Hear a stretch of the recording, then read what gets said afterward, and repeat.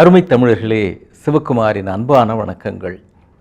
அடிக்கிற வெயிலில் அப்படி ஊரெல்லாம் சுற்றிவிட்டு அலைஞ்சிவிட்டு வீட்டுக்குள்ளே வந்து ஜில்லுன்னு ஏசி போட்டு உக்காடுறோன்னு வைங்க, இல்லை ஃபேனை போட்டு உக்கார்ந்தா அந்த அனுபவம் எப்படி இருக்குன்னு கேளுங்க. தவறாமல் ஒரு வார்த்தை சொல்லுவாங்க, அடாடா இந்த வெயிலில் சுற்றிட்டு வந்து உக்காந்தா அப்படியே சொர்க்கமாக இருக்குப்பா அப்படிம்பாங்க. அதுவும் எதிர்த்தாப்பில் டிவியில் ஒரு இனிமையான பாடல் ஒன்று ஒலிக்க, அப்படி ஏசியிலிருந்து மென்மையான தென்றல் காற்று வீச, அப்படி ஜன்னல்லாம் லேசாக மூடிட்டு சின்னதாக வெளிச்சம் வரா மாதிரி வச்சுட்டு அப்படி கண்ணை மூடிட்டு படுத்தா அதுதான் சொர்க்கம் அப்படின்னு தோணும் இல்லையா? எது சொர்க்கம் அப்படின்றதுக்கு ஆளாளுக்கு வித்தியாசங்கள், வரையறைகள் எல்லாமே நிறைய இருக்கலாம்.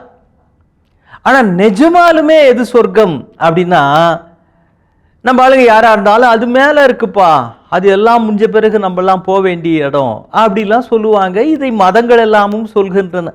மதங்கள்டேந்து வந்த சிந்தனை தான் இது. ஆனால் நம்ம திருவள்ளுவர் இருக்கிறாரே, ஏன்பா எங்கெங்கேயோ போய் சுற்றிக்கிட்டு அலைஞ்சிக்கிட்டு திரிஞ்சிக்கிட்டு இருக்கிறீங்க, நீ இருக்கிற இடத்தையே சொர்க்கமாக மாற்றலாமேப்பா, நீங்கள் பூமின்னு ஒன்று வச்சிருக்கிறீங்களே அதையே சொர்க்கமாக மாற்றலாமேப்பா, நீ நினச்சா இந்த வினாடியிலிருந்து நீ இருக்கிற இடம் அதுதான் அப்படிங்கிறார்.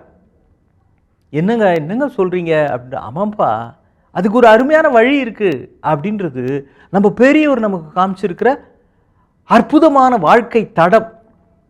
அதை தெரிஞ்சுக்கிட்டால் வாழ்க்கையில் நம்முடைய லைஃப்பில் என்றைக்குமே சூரியனுடைய ஆட்சி தான் நடந்து கொண்டு இருக்கும், வெளிச்சம்தான் நிரம்பி இருக்கும், அது மாறவே மாறாது. இது வேடிக்கைக்காக சொல்லலை. காட்டில் மிருகங்கள்லாம் சேர்ந்து ஒரு காக்காய்க்கு ஒரு விழா எடுக்குது.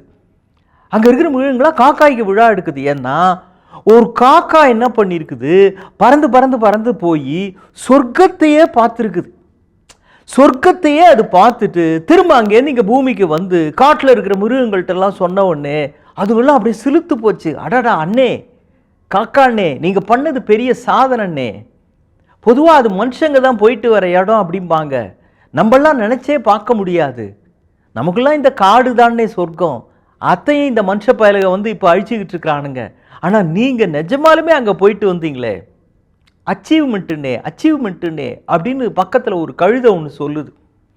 அந்த கழுதை சொல்கிறத கேட்டுட்டு ஒரு சிறுத்தை, என்னப்பா இது சாதாரணமாக கண்ட கழுதையெல்லாம் இதை பாராட்டுறப்போ நம்ம சும்மா இருக்கலாமா அப்படின்னு அது போய் அதனுடைய நண்பர்கள் வட்டத்திலலாம் சொல்லி, அப்புறம் அங்கே இருக்கிற எல்லா மிருகங்களையும் ஒன்று கூப்பிட்டு நம்முடைய காக்காய்க்கு நாம் ஒரு விழா எடுப்போம். விழா எடுக்கிறது மட்டுமல்ல, சொர்க்கத்துக்கு திரும்பி சென்று வந்த வெற்றி காக்கை அப்படின்னு அதுக்கு ஒரு டைட்டில் ஒன்று கொடுப்போம். காடே அப்படியே கலங்க போகுதுனே அப்படி ஒரு சிறப்பு விழா எடுப்போம். இது சாதாரணமான சாதனை இல்லை அப்படின்னு பெரிய விழாவுக்கு ஏற்பாடு பண்ணிட்டான். அது மட்டும் இல்லை, சொக்க வைக்கும் சொர்க்கம் அப்படின்னு சிறப்பு சொற்பொழிவு அங்கே இந்த காகம் வழங்குது. நான் போன இடத்துல என்னெல்லாம் இருக்குது தெரியுமா அப்படின்னு காகம் தன்னுடைய அனுபவங்களை எல்லாம் பகிர்ந்துக்குது. எல்லாம் திறந்த வாய் மூடாமல் கேட்டுக்கிட்டு இருக்குது அந்த காட்டில் இருக்கிற மிருகங்கள்லாம். அதுங்களுக்கெல்லாம் வாழ்க்கையே காட்டு வாழ்க்கை தானே, வைல்டு லைஃப் அப்படிம்பாங்களே ஆங்கிலத்தில். அது மாதிரியான கொடுமையான வாழ்க்கை. இதிலிருந்து மாறுபட்டு விண்ணுலகம் எப்படி இருக்குது தெரியுமா, அது சொல்லுது. எங்கே பாரு இயற்கையான சூழல், நம் காட்டை விட பன்மடங்கு அமைதியும் ஆனந்தமும் நிரம்புகிற இடம் சொர்க்கம். அங்கே ஓடுகிற தண்ணீர் இந்த மாதிரியா, அவ்வளவு சுவையாக இருக்குது. எங்கே பாரு காக்கா சத்தமே கிடையாது, தேவகீதம் தான் ஒலிக்கிறது, கேட்கறதுக்கு இனிமையாக இருக்குது. நமக்குன்னு தனி ஏரியா, நீ போகலாம் வரலாம், உன்னை விரட்டுறதுக்கு ஆள் கிடையாது. அதை விட முக்கியமான விஷயம் அங்கே மட்டும்தான் இருக்குது அப்படின்னு சொன்ன உடனே எல்லா மிருகமும் என்னன்னு கேட்குது. அங்கே நம்மளை சுட்டு தள்ளுறதுக்கு துப்பாக்கி கிடையாது, நம்மளை சுட்டு தள்ளுறதுக்கு சுட்டு திங்கிறதுக்கு முக்கியமாக மனுஷன் கிடையாது. அதனால தான் அந்த இடம் அவ்வளவு ஆனந்தம் நிரம்பினதாக இருக்குது. பாருங்க, காக்கா குருவிலாம் நம்மளை எந்த ரேஞ்சில் வச்சுருக்குன்னு இப்போ தெரியுதா? நம்ம இல்லாத இடம்தான் சொர்க்கம் அப்படின்னு அதுங்க தீர்மானிக்குது. அதுங்க அப்படி தீர்மானம் பண்ணுற அளவுக்கு நாம் நடந்துக்கிட்டு இருக்கிறோம், உண்மைதானே? அங்கே மனுஷங்களே கிடையாது, நம்மளை துப்பாக்கியால் சுடுறதுக்கும் யாரும் கிடையாது, நெருப்பில் சுட்டு திங்கிறதுக்கும் அவங்களுக்கு அந்த வழக்கம் கிடையாது. ஆனந்தமாக இருக்கலாம் அப்படிங்குது. அதை கேட்டுக்கிட்டே இருக்கிறப்போ பக்கத்தில் ஒரு தவளை அது சொல்லுது, மனுஷன் இல்லை அதான்ப்பா இந்த மனுஷ பயலுக இருந்தாலே அந்த இடத்த ஒரு வழி பண்ணிடுறானுங்களே அப்படின்னு தவளை இப்போ ஒரு காமெண்ட் அடிக்குது. அதை கேட்டு காக்கா சொல்லிச்சு அதை ஓரக்கண்ணால் பார்த்துக்கிட்டே, ஆனால் ஒரு விஷயம், யாருக்கெல்லாம் வாய் ரொம்ப நீளமாக இருக்கோ அவங்கெல்லாம் சொர்க்கத்துக்கு போக முடியாது அப்படின்னு இந்த தவளையை பார்த்து சொல்லுது. தவளையைத்தான் இந்த காக்கா சொல்லுது, ரொம்ப தேவையில்லாமல் பேசுகிற அப்படின்னு. இந்த தவளை அதுக்கு பதில் சொல்லுது பாருங்க, வாய் நீளமாக இருந்தால் அங்கே போக முடியாதா? அப்போனா அதோ இந்த முதல்ல இருக்க, முதல்ல கண்டிப்பாக சொர்க்கத்துக்கு போகவே முடியாது அப்படின்னு. அது ஏன்னா முதலைக்கு பார்த்தீங்கன்னா வாய் நீளமாக இருக்குது. இப்போ இந்த காக்கா அதையா சொல்லுது, வாய் நீளம் அப்படின்னா ரொம்ப தேவையில்லாமல் பேசிகிட்டு இருக்கிறது, அன்வான்ட் காமெண்ட்ஸ் அடிக்கிறது, அதை பற்றி அந்த காக்கா சொல்லுது. இது வாய் நீளம்னா முதலைக்கு வாய் கொஞ்சம் நீளமாக இருக்கும், அதை சொல்கிறதா நினச்சிக்கிட்டு தப்பாக புரிஞ்சுக்கிட்டு அதை வெளிப்படையாக எல்லார் முன்னாடியும் சொல்லி காட்டுது. இந்த காக்கா சிரிச்சுது, சில பேரை என்ன சொன்னாலும் திருத்த முடியாது, அவங்கெல்லாம் இந்த காட்டிலேயே கடைசி வரைக்கும் தான் இருக்கணும் அப்படின்னு அந்த காக்கா சொல்லுது. அதுக்கு விருது கொடுக்குறாங்க, சொர்க்கத்திற்கு சென்று திரும்பி வந்த வெற்றி காக்கை அப்படின்னு.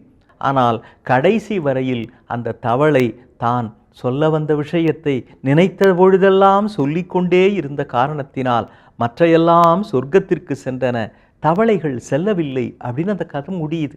ஏன் இது சொல்லுது, இது உனக்கு தான்ப்பா, உனக்கு தான் வாய் நீளம், உன்னை இருக்கிற இடம் சொர்க்கமாக இருக்க முடியாது, நீ மேலேயும் போக முடியாது. திருவள்ளுவர் சொல்றார் பாருங்க, ஏதிலார் குற்றம் போல் தம் குற்றம் காண்கில் பின் தீதுண்டோ மண்ணும் உயிர்க்குன்னார்.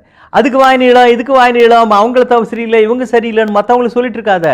ஒவ்வொருவரும் உங்கள் குறை என்ன என்பதை தெரிந்து கொண்டு அதை சரி செய்து கொள்ளுங்கள்.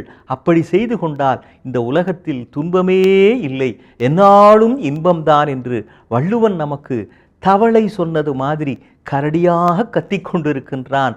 காதில் விழுகிறவர்கள் உண்மையிலேயே இருக்கிற இடத்தை சொர்க்கமாக மாற்றுவார்கள். நமக்கு இது பொருந்துகிறதா?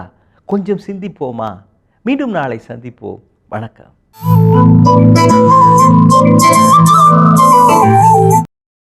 இன்னும் பல வீடியோக்களை காண சன் லைஃப் சேனலை சப்ஸ்கிரைப் பண்ணுங்க.